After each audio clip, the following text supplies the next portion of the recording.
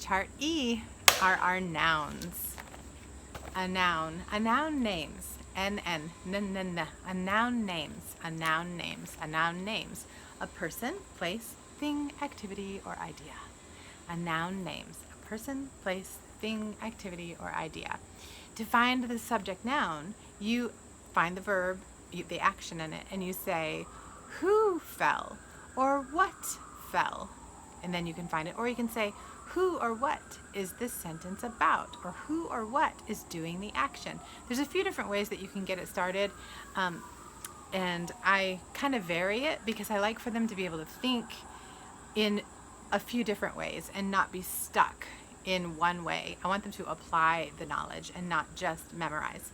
So, noun usages. Like I said in the parts of speech, this is a hand. It's always a hand, but it's going to do different things. A noun is always a noun, but it can be used in different ways. So, the noun usages are the roles or the jobs that a noun has in the sentence. And we can say spido, S-P-I-D-O.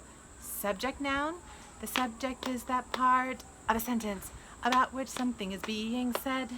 Okay? The subject is that part of a sentence about which something is being said. Possessive noun adjectives. And you'll notice on this that you can also bring in the Latin nominative subject, genitive, possessive, dative, indirect object, accusative, direct object, ablative, object of the preposition. This is going to help them in Challenge A if they learn it in Foundations. It's in our Foundations cycles and in Essentials for a reason, okay?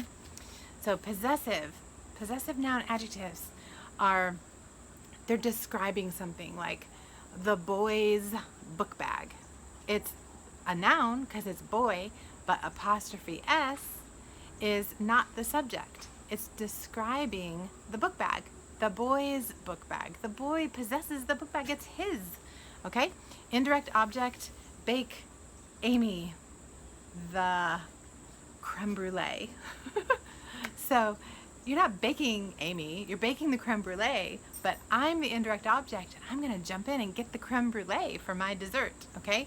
Bake the creme brulee for Amy would be one way to do it, but that would be putting it as an object of the preposition, for Amy.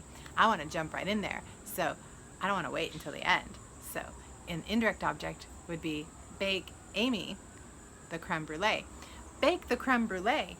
What are you baking? The creme brulee. That's the direct object. So indirect objects are the I-O. We put field goals around them because they jump in there ahead of it to receive it. And then direct objects, they get the action. They get hit with the action. So bake what? Bake the creme brulee. You're not baking Amy, you're baking the creme brulee.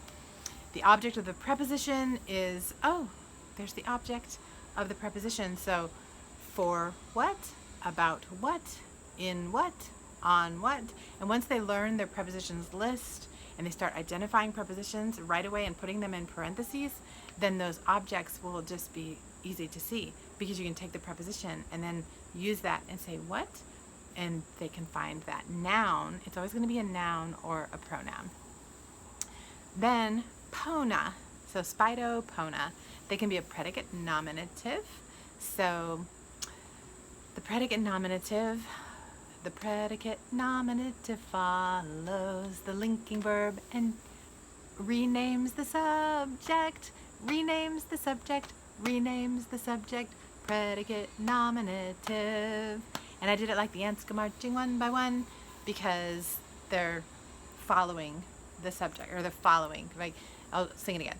The predicate nominative follows the linking verb and renames the subject, renames the subject, renames the subject, predicate nominative. So it would be like, Amy is the teacher. The teacher is Amy. I'm renaming it. Object complement noun is where it changes into something. So a noun of direct address, you're directly addressing that noun. So Amy, comma, record the video.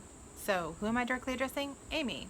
A noun of direct address is used to call upon a person and is set off by one or more commas.